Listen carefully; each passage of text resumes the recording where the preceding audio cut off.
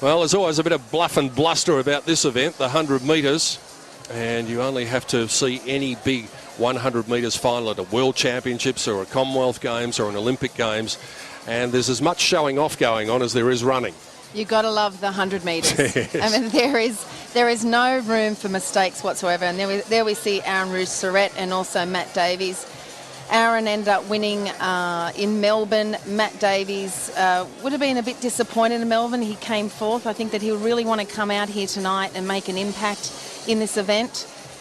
He won the earlier events. There on the right-hand side was Nicholas Hough, who we saw earlier in the 200 metres. Adrian Mott, a man who has won the stall gift back in 2006. Tim Leetard in lane 2. There is Uzodinma Alozie, 24-year-old from New South Wales, represented Nigeria at the Commonwealth Games in 2006. Aaron Rogue-Serret, who did the double in Melbourne, chased home Angelo Taylor early on in the 200. This very impressive 17-year-old Nick Hough, who ran very well in the 200 earlier on. Matt Davies, won't be able to miss him in the orange top, 25 years of age from Queensland, probably not firing on all cylinders at the moment. Davies and Ntiamoah, 26 years of age from New South Wales. He's got 7 sub-1050s to his credit. Liam Gander, his personal best is 10:41. And Patrick Faki, 20 years of age from New South Wales, finalist in the World Juniors 100 in 2010. So there's the start list for the men's 100 final, and it is a hot field. Alozie in 3, Rogue-Serret 4, Hough in 5, maybe Ntiamoah in 7 as well. So it's hard to pick the winner here. It will be difficult. We know that Aaron Rogue-Serret will get out very quickly. Nicholas Hough was actually a late call-up in this event, so it'll be interesting to see how he mixes it with these older guys. And also Ntiamoah, we saw him in Melbourne sort of come home as well. He can at times get good starts. So in 100 metres, Peter, it can be anyone's race.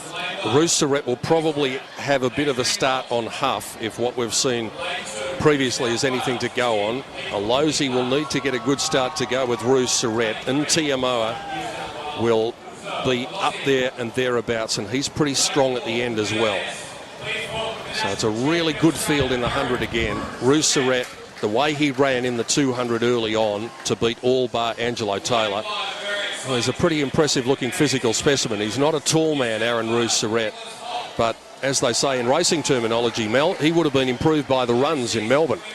That's right, and this is really probably his second or third run, which is, as we said in Melbourne, his performance was incredible, and you know, race fitness is a really important thing. He'll be just wanting to be able to get out of those blocks as quickly as possible. As I said, he is a great starter and hold his form on the way home.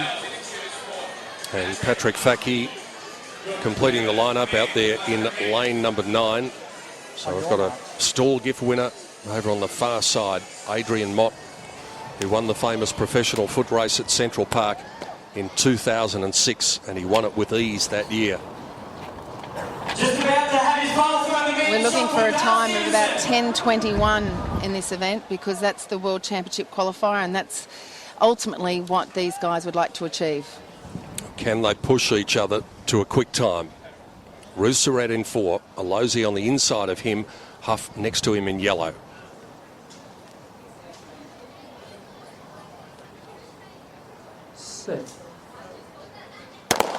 Off, Rogue-Serret start good. Hough didn't begin all that well. Rogue-Serret has the lead from Alozie. Let's have a look for Ntiamoah. They're not going to get near Aaron Rogue-Serret though. He brains them in the end. Alozie second, maybe Davies third, just in front of Ntiamoah. 10:40. That was never in doubt. Oh, that was extraordinary. He's such a fabulous starter. He just drives out, his head down, and just complete. I think he would have been disappointed with the 200 metres. I think that would have inspired him for that. And that is an unofficial time of 10:40, which could go down to 10:39, which is a great run this time of the year.